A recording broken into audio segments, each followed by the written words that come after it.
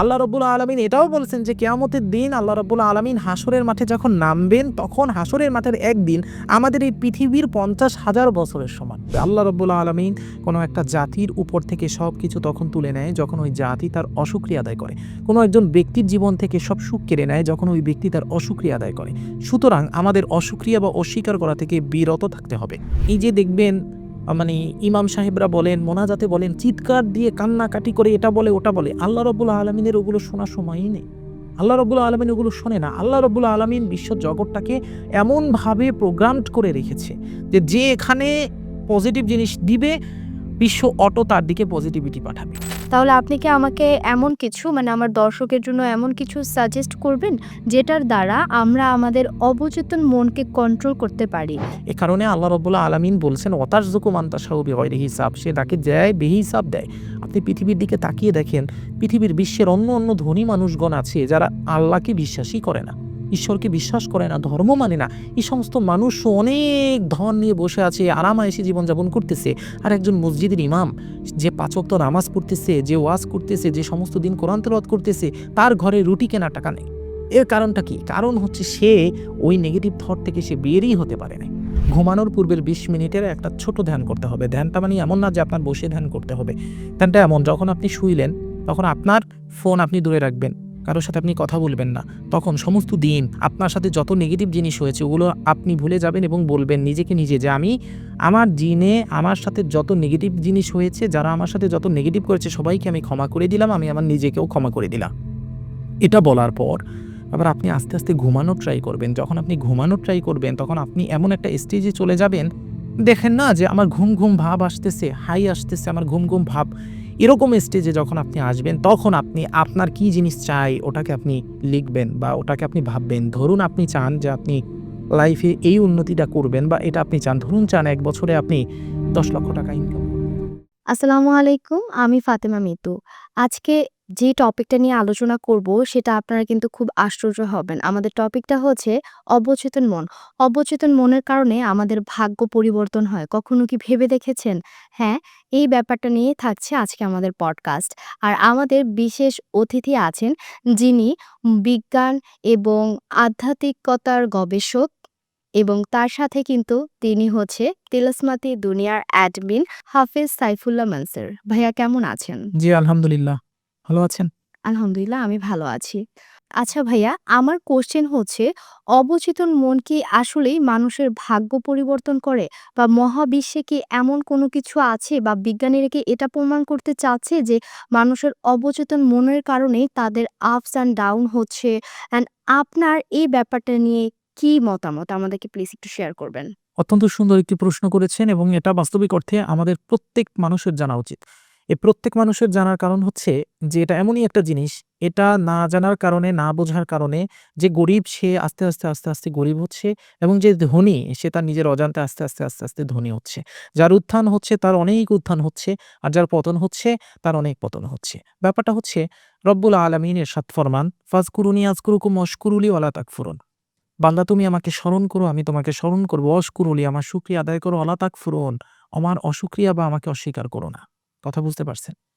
যেখানে অশুকরিয়া আছে সেখানেই ধ্বংস আছে, এটা মাথায় রাখতে হবে। আল্লাহ রাব্বুল আলামিন কোনো একটা জাতির উপর থেকে সবকিছু তখন তুলে নেয় যখন ওই জাতি তার অশুকরিয়া আদায় করে। কোনো একজন ব্যক্তির জীবন থেকে সব সুখ কেড়ে নেয় যখন ওই ব্যক্তি তার অশুকরিয়া আদায় করে। সুতরাং আমাদের অশুকরিয়া বা অস্বীকার করা থেকে বিরত থাকতে হবে। পবিত্র কালামে পাকের সূরা আর-রাহমানে ৩১ বার আল্লাহ রাব্বুল আলামিন ইরশাদ করেন যে, হে মানব ও জিন, তোমরা তোমাদের রবের কোন নেয়ামতকে অস্বীকার করবে? আর মানে কি? মানে এত নেয়ামত দেখানোর পরও আমরা অস্বীকার করি। এ কারণে আল্লাহ বলতেছে যে কোন নেয়ামতকে অস্বীকার করবে? কিভাবে সাবকনসিয়াস মাইন্ড আমাদের নিজেদের নেয়ামতকে আমাদের মাধ্যমে অস্বীকার করায়, যেটা আমরা নিজেরাই জানি না, এবং কিভাবে সাবকনসিয়াস মাইন্ড আমাদের জীবনে খারাপ জিনিস বয়ে নিয়ে আসে এবং পজিটিভ জিনিস বয়ে নিয়ে আসে, এটা আমরা আজকে সুন্দরভাবে দেখব। ব্যাপারটা হচ্ছে মহান পাক পরওয়ারদিগার রব্বুল আলামিন পবিত্র কালামে পাকের সূরা জুমারে ইরশাদ করেন যে তিনি প্রাণ হরণ করেন কোনো ব্যক্তির মৃত্যুর সময়ে এবং যখন সে নির্জারত অবস্থায় থাকে। অর্থাৎ এখানে স্পষ্টভাবে বলা হচ্ছে যে নির্জারত অবস্থায়ও প্রাণ হরণ হয়, অর্থাৎ আপনার রুহে জিসমানিটা হরণ হয়। তার মানে হচ্ছে আমরা যখন ঘুমাই এটাও একটা ছোট মৃত্যু হিসাবে আমরা বলতে পারি। যখন আমরা ঘুমাই তখন আমাদের দেহের ভিতর থেকে আমাদের যে রুহে জিসমানিটা, এই রুহে জিসমানিটা ঊর্ধ্বলোকে গমন করে। কোথায় গমন করে? এই ঊর্ধ্বলোকে গমন করে লাউহে মাহফুজ পর্যন্ত আমাদের ডেটা নিয়ে যায়। তো এখন কিভাবে নেগেটিভ ডেটা নিয়ে না পজিটিভ ডেটা নেয়, এটার উপর আমাদের ভবিষ্যতের জীবনের প্যাটার্ন নির্ভর করে। যদি আপনার রুহে জিসমানিটা নেগেটিভ ডেটা লাউহে মাহফুজে নিয়ে যায়, তাহলে সেখান থেকে নেগেটিভ ফ্রিকোয়েন্সি, নেগেটিভ কম্পাঙ্কের কারণে আপনার জীবনে নেগেটিভিটি আসবে। আর যদি সে পজিটিভ ডেটা নিয়ে যায়, তাহলে আপনার জীবনে পজিটিভ জিনিস আসবে। তো এবার আমরা জানবো যে কিভাবে সে নেগেটিভ ডেটা নেয় আর কিভাবে সে পজিটিভ ডেটা নেয়। ব্যাপারটা হচ্ছে আল্লাহ রাব্বুল আলামিন আমাদেরকে যেই সাবকনসিয়াস মাইন্ড দিয়েছেন, কনসিয়াস মাইন্ড দিয়েছেন, এটা বাস্তবিক অর্থে আমাদের ব্রেনের একটা অংশ। বিজ্ঞানীরা প্রমাণ করেছেন যে ব্রেনের ৫% অংশ হচ্ছে কনসিয়াস মাইন্ড এবং 95% অংশ হচ্ছে সাবকনসিয়াস মাইন্ড। অর্থাৎ অবচেতন মন আপনার ব্রেনের 95% অংশ নিয়ে বসে আছে। অর্থাৎ আপনি কি চিন্তা করতেছেন, আপনি কি করতেছেন, কি খাচ্ছেন, আপনি কি হিসাবে নিজেকে গড়তেছেন, সবকিছু কিন্তু এই অবচেতন মন নির্ধারণ করে। এই অবচেতন মন আপনার মস্তিষ্কের ৯৫% অংশ নিয়ে বসে আছে। ব্যাপারটা হচ্ছে যখন আমরা দৈনন্দিন জীবনে সচেতন অবস্থায় থাকি, তখন আমাদের এই অবচেতন মন বাস্তবিক অর্থে একটু নরম অবস্থায় থাকে। অর্থাৎ সমুদ্রের আইসবার্গের মতো অল্প একটু আইস উপরে দেখা যায় আর নিচে ভরা। তো হচ্ছে নরম অবস্থায় থাকে, যার কারণে আমরা এই অবচেতন মনের দিকে খেয়াল করি না। বাস্তবিক অর্থে কখনো ভেবেছেন যে আপনি যখন ঘুমান, আপনার শ্বাস-প্রশ্বাস চলে, আপনার হৃদস্পন্দন চলে, সবকিছু চলে। এটা চলে কিভাবে? আপনি তো ঘুমাচ্ছেন। এটা আপনার অবচেতন মন করে। তো এবার কথা হচ্ছে আমরা সচেতনভাবে যেই জিনিসটা বিশ্বাস করি, আমাদের অবচেতন মন বাস্তবিক অর্থে ঐটাকেই ধারণ করে। কথা বুঝতে পারছেন? যদি আপনি সচেতনভাবে এটা বিশ্বাস করেন যে আপনি গরিব এবং আপনার পক্ষে কখনো বড়লোক হওয়া সম্ভব না, ধনী হওয়া সম্ভব না। আপনার অজান্তেই আপনার অবচেতন মন ওটাকে হচ্ছে ক্যাচ করবে। ওটাকে ক্যাচ করে সে আপনাকে বুঝাবে যে, "হে তুই গরিব, তোর পক্ষে তো কোনো সময় ভালো কিছু করা সম্ভব না। সুতরাং তুই সম্ভব না যখন সম্ভব না, সেই জিনিসই তোর দিকে ধাবিত করা হোক।" অবচেতন মনের সবথেকে বড় একটা ভুল হচ্ছে, হচ্ছে বাস্তবিক অর্থে আপনার একটা আলাদিনের প্রদীপের মতো। আলাদবের প্রদীপের যেভাবে জিন বের হয়ে আপনার ৩ টে ইচ্ছা পূরণ করেছে আমরা দেখেছি, এই অবচেতন মন ৩ টাটা আপনার জীবনের সব ইচ্ছেই পূরণ করতে পারে। কিন্তু পার্থক্য হচ্ছে জিনের তো একটু মস্তিষ্ক আছে, কিন্তু এই অবচেতন মন নিজেই হচ্ছে একটা বোকা, একটা বাবুর মতো। এটাই বোঝে না যে কোনটা পজিটিভ, কোনটা নেগেটিভ। শুধু দেখে আপনার চেতন মন কি বিশ্বাস করতেছে।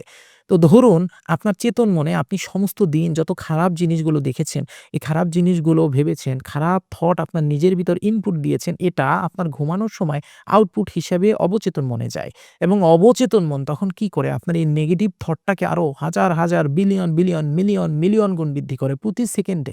অবচেতন মন প্রতি সেকেন্ডে প্রায় এভারেজে ৬০ বিলিয়ন থেকে মিলিয়ন থট সে তৈরি করতে পারে এবং সে প্রসেস করে ৬০ মিলিয়ন থেকে ৬০ বিলিয়ন প্রতি সেকেন্ডে, প্রতি মুহূর্তে। তাহলে আপনি ভাবেন যে আপনি প্রতিদিন কত পরিমাণ নেগেটিভ থট আপনি তৈরি করতেছেন এবং সেটাকে আপনি মহাবিশ্বে পাঠাচ্ছেন। ব্যাপারটা হচ্ছে আল্লাহ রাব্বুল আলামিন বলতেছেন যে, "আমি মৃত্যু দান করি, প্রাণ হরণ করি মৃত ব্যক্তির এবং যে ঘুমায় তার।" কথা এখানে বোঝার ট্রাই করেন। ব্যাপারটা হচ্ছে আল্লাহ রাব্বুল আলামিন প্রাণ হরণ করবে। তো আল্লাহ রাব্বুল আলামিন প্রাণ হরণ করার পর আমার রুহি জিসমানিটা ঊর্ধ্বলোকে গমন করল। তো আমার রুহি জিসমানিটা যখন ঊর্ধ্বলোকে গমন করল, তখন সে কি ডাটা তার সাথে নিয়ে গেল? যদি অসুক্রিয়ার ডাটা, খারাপ ডাটা সে নিয়ে যায়, তার মানে লাউহে মাহফুজ থেকে অসুক্রিয়ার মতো খারাপ যে নেগেটিভ জিনিস সেটাই আমার দিকে ধাবিত হবে। তো ব্যাপারটা আসলে কিভাবে হয়? হয় হচ্ছে আমরা নিজেরাই এটা জানি না যে আমাদের অবচেতন মন বাস্তবিক অর্থে আমাদের নেগেটিভ জিনিসটাকে ধারণ করে উপরের দিকে নিয়ে যাচ্ছে। যেমন আমি আপনাকে একটা উদাহরণ দেই।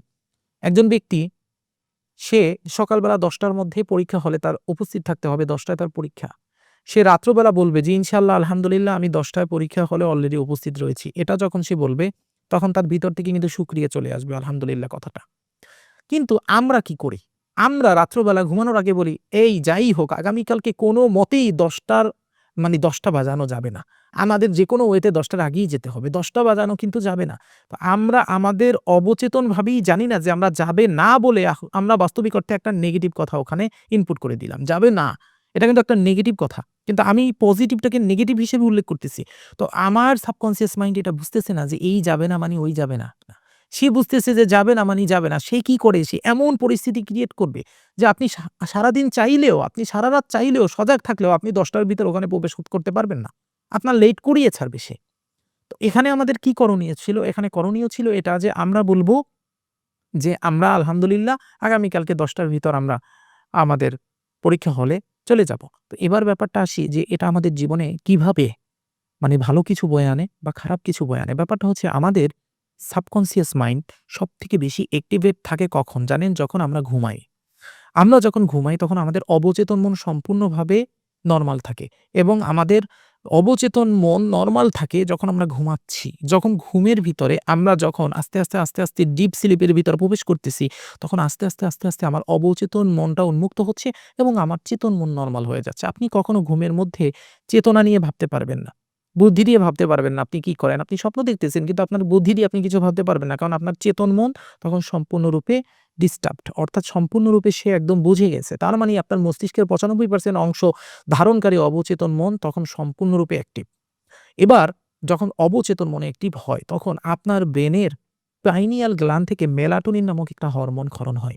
এই পিনিয়াল গ্ল্যান্ড থেকে যখন মেলাটোনিন নামক হরমোন ক্ষরণ হয় তখন এই হরমোন ক্ষরণ হওয়ার জন্য বাস্তবিক অর্থে এই মেলাটোনিন আপনার এই মস্তিষ্ককে আপনার যে সাবকনসিয়াস মাইন্ডকে এই মাইন্ডটাকে বাস্তবিক অর্থে হায়ার ডাইমেনশনের সাথে যুক্ত করে দেয়।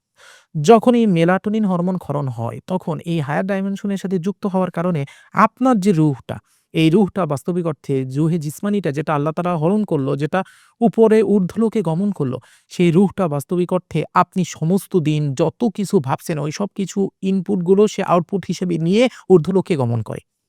তো আমরা তো সমস্ত নেগেটিভ জিনিস ভাবি। যার কারণে নেগেটিভ জিনিস ভাবার কারণে নেগেটিভিটি নিয়ে এসে ঊর্ধ্বলোকে যখন গমন করে, তখন হচ্ছে বাস্তবিক অর্থে আমাদের জীবনটা নেগেটিভিটিতে ভরে যায়। তো আমাদের কি করণীয়? আমাদের করণীয় হচ্ছে আমরা যেটা পজিটিভ কথা সেটা তো পজিটিভ ভাবে বলবই। আর যেটা নেগেটিভ কথা ওটাও আমরা পজিটিভ ভাবেই বলব। যেমন আমি চিন্তা করতেছি যে আমি আগামীকালকে সকালবেলা উঠবো ৭ টার সময়। বা আমি পজিটিভ ভাবে বলব যে আলহামদুলিল্লাহ আমি ৭ টার সময় উঠেছি। আমি এটা বলব না যে কোনো মতেই আমার ৭ টা বাজানো যাবে না। আমার আগে উঠতে হবে। এই কথা বলা যাবে না। মানে না বোধক শব্দ আমার বলা যাবে না। যদি আমরা না বোধক শব্দকে আমাদের জীবন থেকে বের করে দিতে পারি, তাহলে আমাদের অসুক্রিয়া আদায় বের হয়ে যাবে। কিভাবে বের হয়ে যাবে? একটু ঠান্ডা মাথায় ভাবেন। আমি আপনাকে কোরআনের একটা আয়াত শুনিয়ে ১ম এই বললাম। আল্লাহ বলতেছেন অসুক্রিয়া আদায় করো না।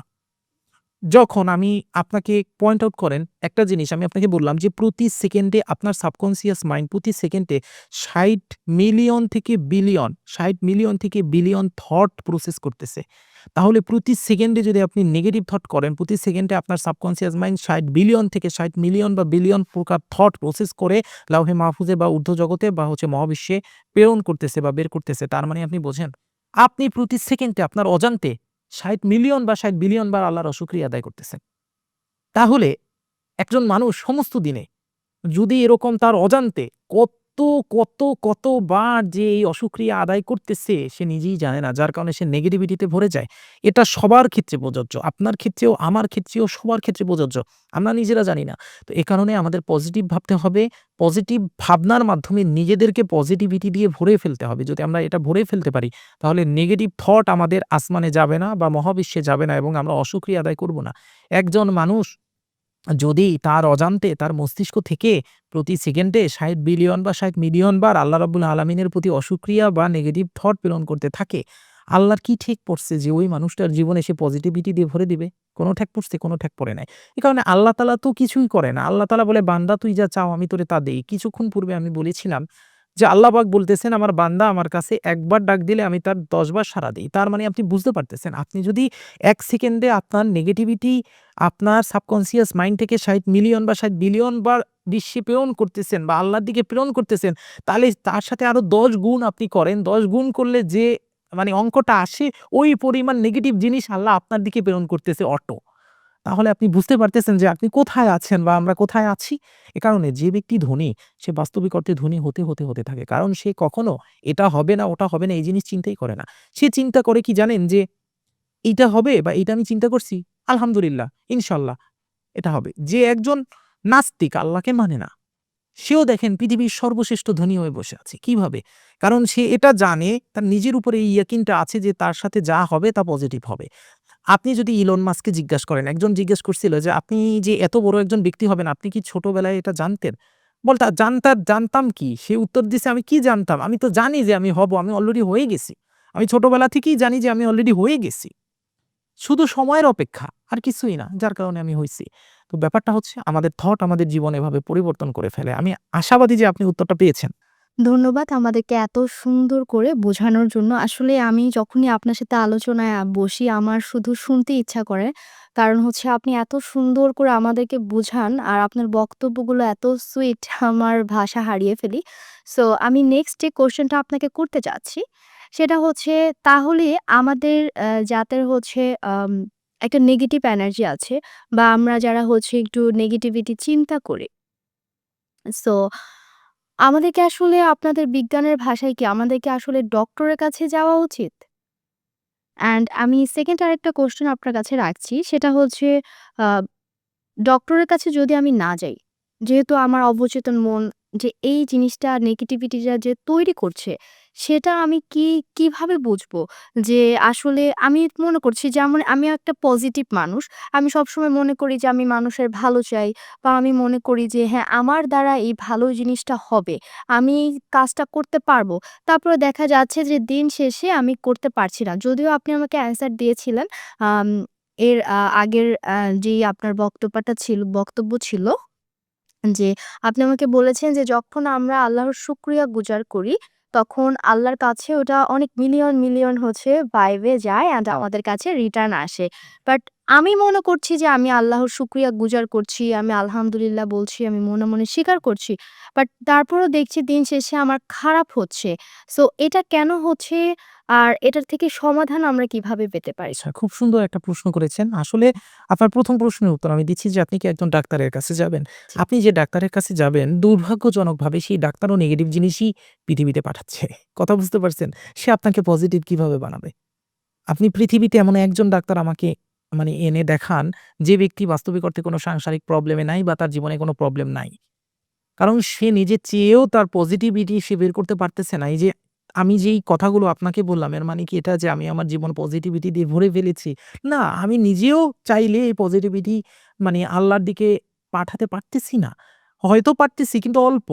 কিন্তু যতটুকু পারা দরকার ততটুকু পারতেছি না। তো এজন্য আমি বলব ডাক্তারের কাছে না গিয়ে নিজেকে নিজে আগে পজিটিভ করা উচিত। যে না আমার জন্য ভালো কিছু হবে বা ভালো কিছু হয়েছে এবং এটার কি প্রসেস এটা সম্পর্কে আমরা সামনে আলোচনা করব। এবার আসি আপনার ৩য় প্রশ্নে যে আমি চিন্তা করলাম, আমি পজিটিভ ভাবতেছি, আমি আল্লাহর কাছে শুকরিয়া করতেছি। কিন্তু আসলে আমার পজিটিভিটিটা যাচ্ছে না। তাহলে আমি এটা কিভাবে পাবো? বাস্তবিক অর্থে আল্লাহ রাব্বুল আলামিন কোন বান্দার মুখের কথা শোনেন না। আপনি যতই এই যে দেখবেন ইমাম সাহেবরা বলেন, মোনাজাতে বলেন, চিৎকার দিয়ে কান্নাকাটি করে এটা বলে, ওটা বলে। আল্লাহ রাব্বুল আলামিনের ওগুলো শোনার সময়ই নেই। আল্লাহ রাব্বুল আলামিন ওগুলো শোনে না। আল্লাহ রাব্বুল আলামিন বিশ্ব জগৎটাকে এমনভাবে প্রোগ্রামড করে রেখেছে যে এখানে পজিটিভ জিনিস দিবে বিশ্ব অটো তার দিকে পজিটিভিটি পাঠাবে। আর যে নেগেটিভ জিনিস দিবে, বিশ্ব অটো তার দিকে নেগেটিভিটি পাঠাবে। আপনি যদি the emerald tablet of thought পড়েন, সেক্ষেত্রে আপনি এখানে দেখতে পাবেন আমি আগে এইটা এক্সপ্লেইন করি যে এমারেল ট্যাবলেট অফ থটটা কি? সেটা হচ্ছে দ্য থট হচ্ছে একজন মিশরীয় দেবতা, যাকে হচ্ছে জ্ঞানের দেবতা হিসেবে পূজা করা হয়। যার মাথার উপরে হচ্ছে একটা পাখির মতো মাথা লাগানো হয় এবং দেখানো হয় যে তার পূজা করানো হয় যে সে হচ্ছে জ্ঞানের দেবতা। বাস্তবিক অর্থে তিনি আর কেউই না, আমাদের ইসলামের হযরত ঈসা আলাইহিস সালাম। হযরত আদম আলাইহিস সালাম যখন জান্নাত থেকে পৃথিবীতে আসেন, তখন আল্লাহ রাব্বুল আলামিন আদম আলাইহিস সালামকে কিছু ফলক দেন, ফলক বা পান্না। এই পান্না বা ফলক হচ্ছে কিছু আপনার যেটাকে বলা হয় কিছু পাথরের টুকরার মতো বড়, বড়। যে পাথরের টুকরার ভিতর কিছু শব্দ বা কিছু নীতি লেখা। এর ভিতর আল্লাহ রাব্বুল আলামিন ৭ টা নীতি লিখে দেয়, ৭ টা নীতি। এই ৭ টা নীতিই হচ্ছে বাস্তবিক অর্থে the emerald tablet of thought. হযরত আদম আলাইহিস সালাম যখন মৃত্যুবরণ করে, তখন মৃত্যুবরণ করার আগে তার জ্যেষ্ঠ পুত্র সীসা আলাইহিস সালামকে এই পান্না বা ফলকগুলো দিয়ে যায় এবং বলে যে, "এই মহাবিশ্বে যা কিছু আছে, সবই হচ্ছে এই পান্না বা ফলকের ভিতরই আছে। এই ৭ টা নীতির ভিতরই মহাবিশ্ব সব। বাবারে এই ৭ টা নীতি তুই বোঝ। তোর যারা বংশধর আসবে বা তোর যারা উম্মত আসবে তাদের তুই বুঝা। আল্লাহ এই ৭ টা নীতি আমারে দিয়ে দিছে, এই ৭ টা নীতিই সব।" আপনি শুনলে আশ্চর্য হয়ে যাবেন। ৭ টা নীতির ১ম নীতিই হচ্ছে মহাবিশ্ব আর কিছুই না, জাস্ট একটা মন আর মনের একত্ব। এছাড়া মহাবিশ্ব আর কিছু না। এই মহাবিশ্ব মন এবং মনের একত্ব ছাড়া আর কিছুই না। বুঝছেন? আপনি মনে যা ভাববেন আপনার সাথে তা ঘটবে।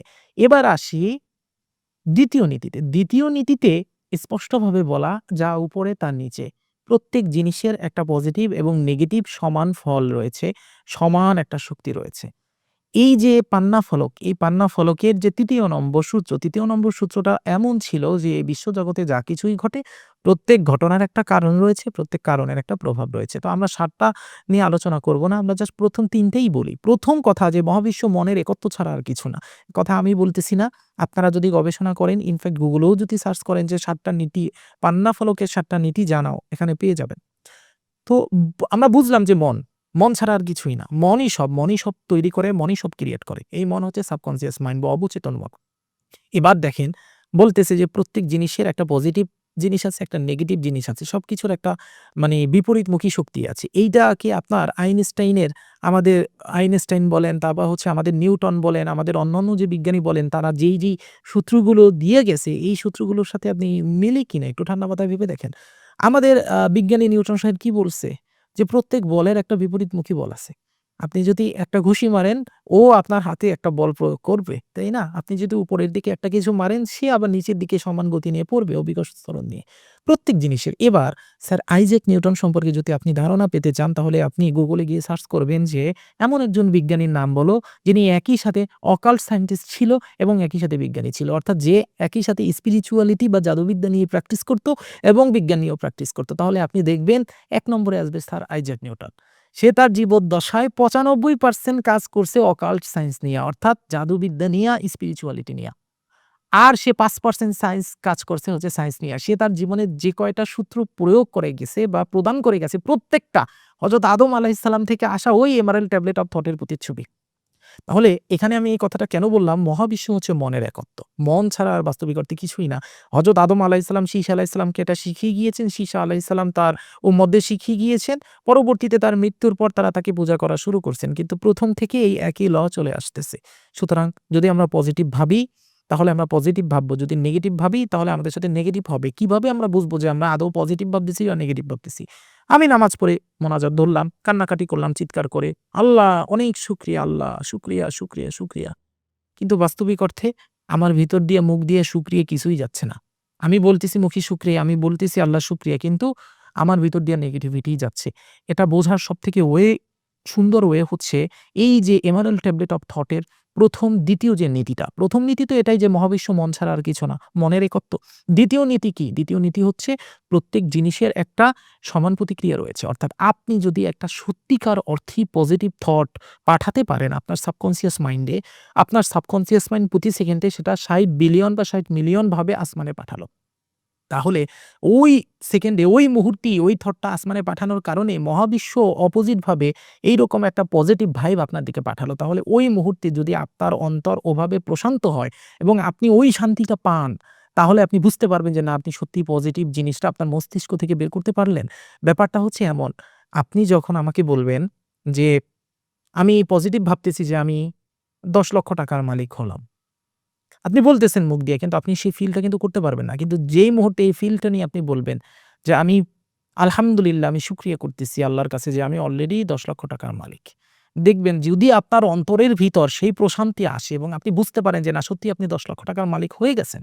তার মানে হচ্ছে আপনার মস্তিষ্ক দিয়ে আপনি পজিটিভ থট দিচ্ছেন। এর কারণে বাস্তবিক অর্থে আমাদের এই ডাইমেনশনে সময় থাকলেও ঊর্ধ্ব ডাইমেনশনে, যে জায়গায় রুহের ডাইমেনশন বা ঊর্ধ্ব ৫ম, ৬ষ্ঠ, ৭ম ডাইমেনশনে সময় বলতে কোনো জিনিসই নেই। সেখানে কোনো সময় নাই। সময় হচ্ছে ৪র্থ ডাইমেনশনে। আমরা সময়ের নিচে, এ কারণে আমরা সময় দেখি। যত ঊর্ধ্বে যাবে তত সময় বলতে কোনো জিনিস নেই। যা কিছু বাস্তবিক অর্থে হচ্ছে আমাদের লাইফে, সব আগে থেকেই হওয়া। আমাদের সামনে জাস্ট প্রকাশ পাচ্ছে, যেভাবে আমরা একটা ছবি দেখি সেভাবে। সুতরাং সাবকন্সিয়াস মাইন্ডকে যদি আমরা হ্যাক করতে চাই, তাহলে আমাদের ভবিষ্যৎ বলতে কোনো জিনিস আছে, এটাই আমাদের ভুলে যেতে হবে।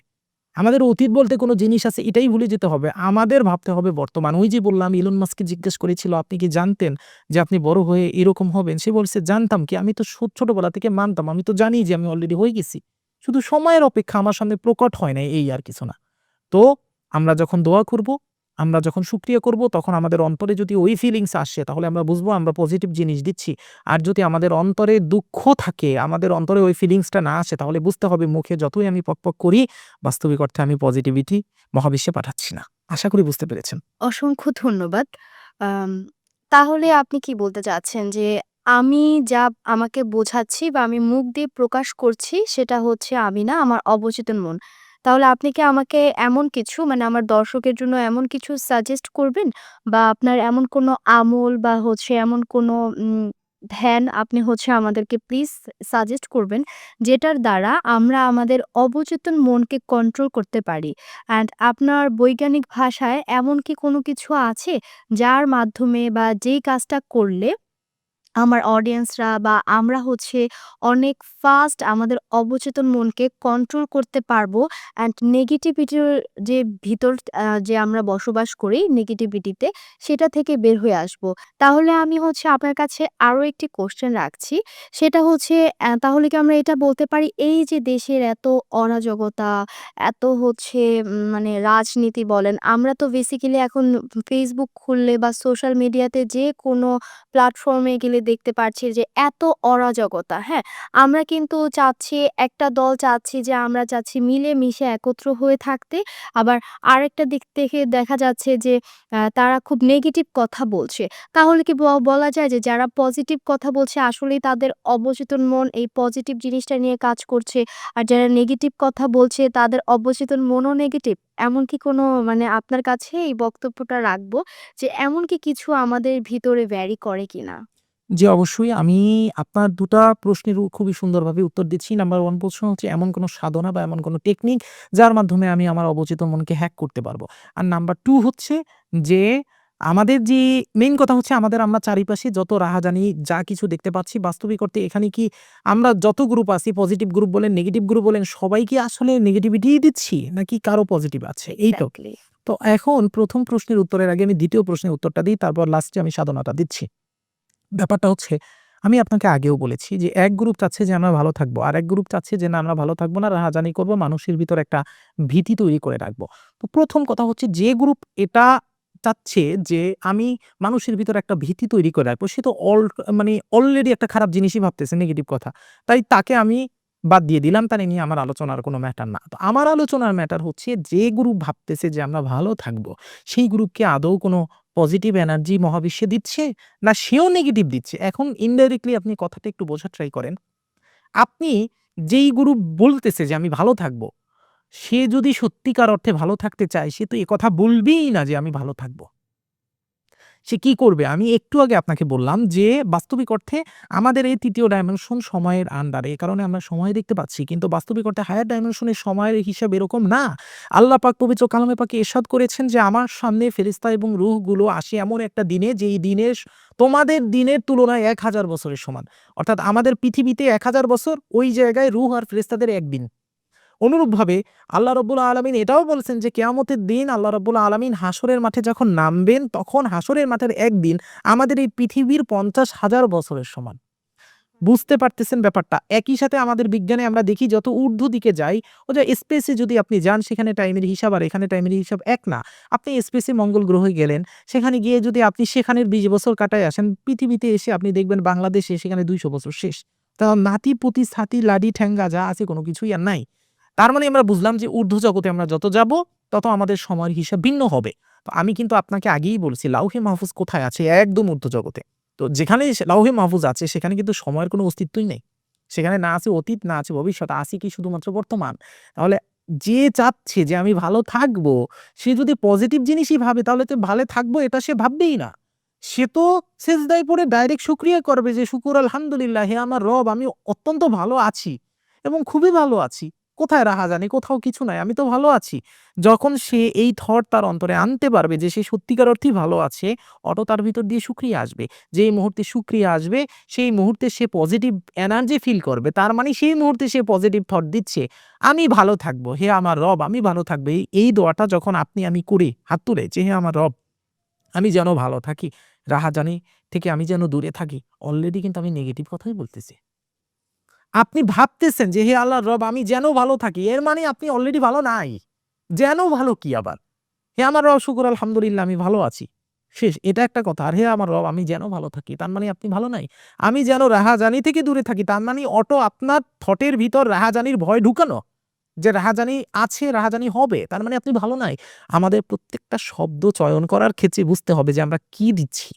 এ কারণে আল্লাহ রাব্বুল আলামিন বলছেন, "ওয়াতারযুকু মান তাশাউ বিগয়রি হিসাব।" সে যাকে দেয় বেহিসাব দেয়। আপনি পৃথিবীর দিকে তাকিয়ে দেখেন, পৃথিবীর বিশ্বের অন্য ধনী মানুষগণ আছে যারা আল্লাহকে বিশ্বাসই করে না, ঈশ্বরকে বিশ্বাস করে না, ধর্ম মানে না। এই সমস্ত মানুষও অনেক ধন নিয়ে বসে আছে, আরাম-আয়েশি জীবনযাপন করতেছে। আর একজন মসজিদের ইমাম যে ৫ ওয়াক্ত নামাজ পড়তেছে, যে ওয়াজ করতেছে, যে সমস্ত দিন কোরআন তেলাওয়াত করতেছে, তার ঘরে রুটি কেনার টাকা নেই। এর কারণটা কি? কারণ হচ্ছে সে ওই নেগেটিভ থট থেকে সে বেরই হতে পারে নাই। আর ওই যে ব্যক্তি যিনি অট্টালিকায় এখন আছে, সে জানে যে সে অট্টালিকায় আছে। কারণ সে ছোটবেলা থেকেই এটা ভেবেই আসছে যে আমি অলরেডি অট্টালিকায়।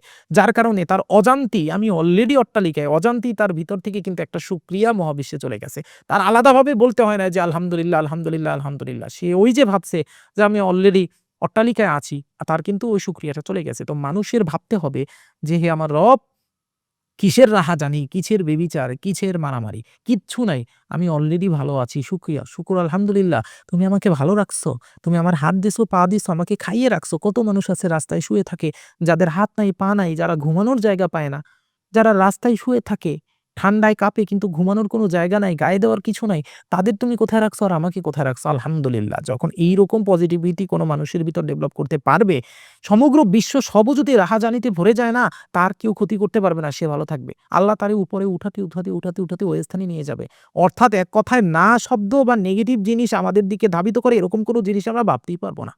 দোয়া তো দূরের কথা, বুঝতে পারছেন? একজন বৃদ্ধ দোয়া করতেছে, "হে আমার রব, আমার ছেলে যেন বড় হয়ে বিবাহ করে আমাকে ভুলে না গিয়ে, আমাকে যেন ঘর থেকে বের না করে বৃদ্ধাশ্রমে না রেখে আসে। এই দোয়া তোমার কাছে আমি করি।" আপনি চিন্তা করেন দোয়াটা তো একটা পজিটিভ দোয়া। তো পজিটিভ দোয়ার ভিতর কয়বার সে না বোধক শব্দ উচ্চারণ করল? আমার ছেলে যেন বিয়ে করে আমাকে ভুলে না যেয়ে একবার, বৃদ্ধাশ্রমে রেখে না গিয়ে একবার, আমার সাথে যেন খারাপ কিছু না করে একবার, ৩ বার, ৩ বার সে না বলল।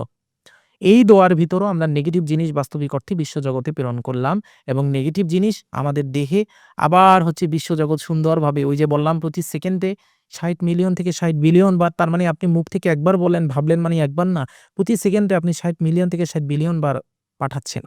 এই হচ্ছে আপনার প্রশ্নের উত্তর। আশা করি আপনি সেকেন্ড প্রশ্নের উত্তরটা পেয়েছেন। এবার আসি আপনার ১ম প্রশ্নের উত্তরে। এমন কি কোনো টেকনিক আছে, এমন কোনো আমল আছে যেটার মাধ্যমে আমরা আমাদের সাবকন্সিয়াস মাইন্ড হ্যাক করতে পারি? অবশ্যই আছে। সেটা হচ্ছে আমাদের ঘুমানোর পূর্বের মাত্র ২০ মিনিট। এই ২০ মিনিট আপনার কোনো আমল করতে হবে না। এই ২০ মিনিট আপনার কোনো সাধনা করতে হবে না। এই ২০ মিনিট আপনার অজু করে শুয়ে থাকতে হবে না। জায়নামাজে বসতেও হবে না। আপনার কিচ্ছু করা লাগবে না। আপনি যদি একজন নাস্তিকও হন, তারপরও আমার বলা কথাটা আপনি একটু মান্য করেন, শুনবেন। ছোটবেলা থেকে একটা সহজ শব্দ শুনে আসছেন, আব্রাকাডাবরা। জি। সবাই শুনছেন না? বাস্তবিক অর্থে এই আব্রাকাডাবরা একটা হিব্রু ওয়ার্ড। এই আব্রাকাডাবরা শব্দের অর্থ কি জানেন? আমি আমার লাইফে তাই তৈরি করি যা আমি আমার মুখ থেকে বলি। আব্রাকাডাবরা। এটা কিন্তু সাধারণত আমরা দেখি যে জাদুকররা বলে আব্রাকাডাবরা আর এটা হয়ে যায়, ওটা হয়ে যায়। বাস্তবিক অর্থে এটা কিন্তু একটা কিওয়ার্ড। এটা হচ্ছে আপনার আ এমন একটা কিওয়ার্ড যে কিওয়ার্ডে আমরা বলতেছি যে আমি সেটাই বলি, না আমি সেটাই বলি যেটা আমি আমার জীবনে তৈরি করি। মানে আমি যা বলি তাই তৈরি হচ্ছে। আল্লাহ রাব্বুল আলামিন মহাবিশ্ব জগৎ যখন তৈরি করলেন তখন জাস্ট বললেন কুন হও, ফায়াকুন হয়ে গেছে। কারণ আল্লাহ রাব্বুল আলামিন জানতো আমি কুন বলার সাথে ফায়াকুন হবেই। তো এবার আমরা যেই আলোচনাটা করব, এই আলোচনাটা হচ্ছে কুন ফায়াকুনের খেলা। আল্লাহ রাব্বুল আলামিন বলতেছে আমি আদমের ভিতর আমার রূহ থেকে রূহ ফুৎকার করে দিয়েছি। তার মানে আমাদের রূহের ভিতর যে রূহটা আছে ওটা আল্লাহর রূহ থেকে বানানো, রূহ ফুৎকার করে দিয়েছেন। তারপর আল্লাহ রাব্বুল আলামিন তার হাত দিয়ে আমাদের শরীর তৈরি করেছেন। আল্লাহ রাব্বুল আলামিন তার ইমেজে আমাদের তৈরি করেছেন। রূহটাও তার রূহ থেকে ফুৎকার করে দিলেন। তার মানে আমরা তো ইনসানি ইলাহি, মানে আল্লাহ রাব্বুল আলামিনের জাত, তার অস্তিত্ব ধারণ করতেছি। তাকে প্রকাশ করতেছি আমরা। তাহলে আল্লাহ কুন ফায়াকুন বলতেছে, সাথে হচ্ছে। আমরা কুন ফায়াকুন বললে হবে না। এর কারণ কি? কারণ তিনি স্রষ্টা, তাই হচ্ছে। কিন্তু আমরা স্রষ্টা না, কিন্তু আমরা স্রষ্টার একটা প্রতিরূপ তো। আমরা স্রষ্টা থেকে আগত। স্রষ্টার রূহ আমাদের ভিতর আছে। তাই যদি আমরা সেভাবে স্রষ্টার কাছে চাইতে পারি তাহলে অবশ্যই সেটা আমরা পাবো। এর জন্য আপনাদের ঘুমানোর পূর্বের ২০ মিনিটের একটা ছোট ধ্যান করতে হবে। ধ্যানটা মানে এমন না যে আপনার বসে ধ্যান করতে হবে। ধ্যানটা এমন, যখন আপনি শুইলেন তখন আপনার ফোন আপনি দূরে রাখবেন। কারো সাথে আপনি কথা বলবেন না। তখন সমস্ত দিন আপনার সাথে যত নেগেটিভ জিনিস হয়েছে ওগুলো আপনি ভুলে যাবেন এবং বলবেন নিজেকে নিজে যে আমি আমার দিনে আমার সাথে যত নেগেটিভ জিনিস হয়েছে, যারা আমার সাথে যত নেগেটিভ করেছে সবাইকে আমি ক্ষমা করে দিলাম। আমি আমার নিজেকেও ক্ষমা করে দিলাম। এটা বলার পর আবার আপনি আস্তে ঘুমানোর ট্রাই করবেন। যখন আপনি ঘুমানোর ট্রাই করবেন তখন আপনি এমন একটা স্টেজে চলে যাবেন, দেখেন না যে আমার ঘুম ভাব আসতেছে, হাই আসতেছে, আমার ঘুম ভাব। এরকম স্টেজে যখন আপনি আসবেন তখন আপনি আপনার কি জিনিস চাই ওটাকে আপনি লিখবেন বা ওটাকে আপনি ভাববেন। ধরুন আপনি চান যে আপনি লাইফে এই উন্নতিটা করবেন বা এটা আপনি চান। ধরুন চান ১ বছরে আপনি ৳১০,০০,০০০ ইনকাম করতে চান। তো আপনি কি বলবেন? ঘুমন্ত অবস্থায় যখন হালকা, হালকা ঘুম আসবে তখন বলবেন, "আলহামদুলিল্লাহ আমি ৳১০,০০,০০০ পেয়ে গেলাম। হে রব আমাকে ৳১০,০০,০০০ দিলা, তাই তোমার প্রতি লাখো কোটি শুকরিয়া।" ঘুমন্ত একদম ঘুম আপনার হচ্ছে ওই অবস্থায়। যখন এই কথা আপনি বলবেন দেখবেন কি আপনার শরীরের ভিতরে এত এনার্জি আপনার চলে আসছে। ওই এনার্জির ফল আপনি এখন বুঝবেন না, বুঝবেন পরের দিন সকালে ঘুম থেকে ওঠার পর। তো আপনি যখন এই কথা বলবেন তখন দেখবেন আপনার খুব ভালো লাগতেছে। তখন এই কথাগুলো আপনি নিজেকে নিজে বলতে থাকবেন। কতবার বলবেন কোনো নির্দিষ্ট সংখ্যা নাই। হালকা তন্দ্রা ভাব চলে আসছে আপনি বলতে থাকবেন। বলার শেষে আপনি এড করবেন কুন ফায়াকুন। মানে কি?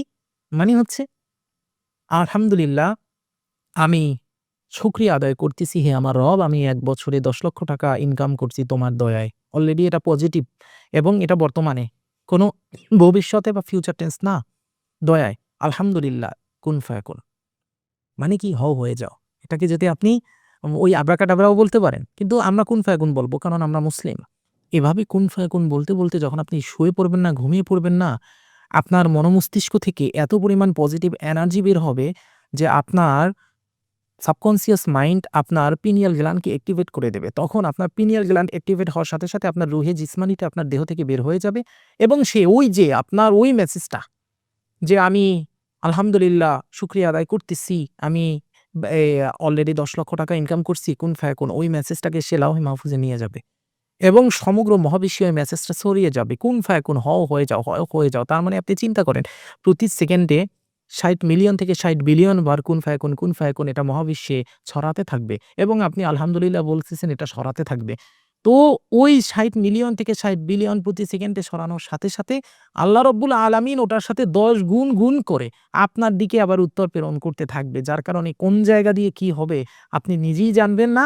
সকালবেলা ঘুম থেকে উঠে আপনি অনেক পজিটিভ জিনিস ফিল করতে পারবেন এবং এই কাজটা যদি আপনারা ৪১ দিন চালান, আপনারা নিজেরাই দেখবেন যে টাকা আপনার কোথা থেকে আসে। আপনি যদি বলেন যে এটা কি আপনার নিজের জীবনে হচ্ছে পরীক্ষিত? জি, আলহামদুলিল্লাহ আমার জীবনে পরীক্ষিত।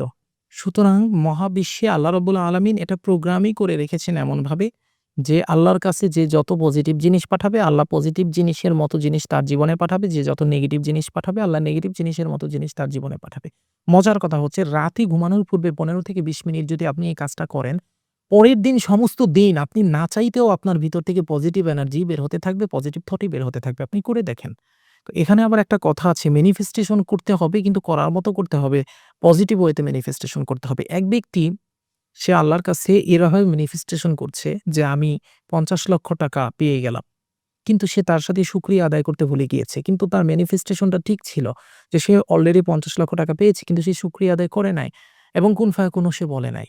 এই পজিটিভ জিনিসগুলো না বলার কারণে তার জীবনে কি ঘটেছে জানেন? সে গাড়ি অ্যাক্সিডেন্ট করেছে, তার একটা ডান হাত কেটে পড়ে গিয়েছে। একদম কেটে ফেলতে হয়েছে। তার জীবন বীমা করা ছিল এবং ওই জীবন বীমায় সে এক্সাক্ট ৳৫০,০০,০০০ পেয়েছে। অর্থাৎ সে টাকাটা পেয়েছে কিন্তু তার বদলে তার ডান হাতটা পড়ে গিয়েছে। সুতরাং আমাদেরকে ৩ টা জিনিসের দিকে খেয়াল রাখতে হবে। নাম্বার ১ আমার যে ডিজায়ার ওটা আমি বলব। নাম্বার ২ ওটা প্রেজেন্ট টেন্স এ বলব অলরেডি হয়ে গিয়েছে এটা বলে। নাম্বার ৩ সাথে অবশ্যই আমি আলহামদুলিল্লাহ বলব এবং কুন ফায়াকুন বলব। বুঝতে পেরেছেন? তো আশাবাদী আমি অনেক সুন্দরভাবে আপনাদেরকে বুঝাতে পেরেছি। অসংখ্য ধন্যবাদ আমাদের প্রোগ্রামে আসার জন্য। আর ভাইয়া আপনি যদি আমাদের দর্শকের ব্যাপারে কিছু বলতেন। আচ্ছা, আমি দর্শকের ব্যাপারে কিছুই বলব না। শুধু একটা কথাই বলব যে, সবকিছুকে পজিটিভ ভাবে দেখেন। নেগেটিভ জিনিসটা থেকে দূরে চলে যান। কোনো নেগেটিভ থটই আনা যাবে না। কোনো নেগেটিভ চিন্তা চেতনা করা যাবে না এবং সবকিছুতে আল্লাহর কাছে শুকরিয়া আদায় করতে হবে, সবকিছুতে। আমি এমনই একজন মানুষ, আমি যদি গাড়ি অ্যাক্সিডেন্ট করি তারপরও আমি উঠে আলহামদুলিল্লাহ বলি। এটা আমার একটা হ্যাবিট আমি বলি। আমার ভালো লাগে যে আলহামদুলিল্লাহ। এর কারণ কি? আমি গাড়ি অ্যাক্সিডেন্টে তো মারাও যেতে পারতাম। কিন্তু এখন তো আমি জীবিত আছি। তো সবাই পজিটিভিটি নিয়ে আলোচনা করুক। সবাই পজিটিভ আপনি যার সাথে আলোচনা করবেন, আপনার বন্ধুর সাথে পজিটিভ কথা বলেন। আপনি আপনার স্ত্রীর সাথে, স্বামীর সাথে পজিটিভ কথা বলেন, ফ্যামিলির সাথে পজিটিভ কথা বলেন এবং রাতে ঘুমানোর আগে এই প্র্যাকটিসটা করেন। ইনশাআল্লাহ আপনি এমনিতেই আপনার জীবন পরিবর্তন হয়ে যাবে। অসংখ্য ধন্যবাদ। আশা করছি আমার দর্শক এবং আমরা সবাই আল্লাহর শুকরগুজার করব। অনেক বেশি, বেশি আল্লাহর শুকরিয়া জ্ঞাপন করব। আর আপনারা অবশ্যই কিন্তু কমেন্টে জানাবেন যে আমাদের এই এপিসোডটি কেমন লেগেছে। নেক্সট ডে আপনাদের সাথে দেখা হচ্ছে নেক্সট কোনো এপিসোডে, নেক্সট নতুন কিছু নিয়ে। ধন্যবাদ সবাইকে। আল্লাহ হাফেজ।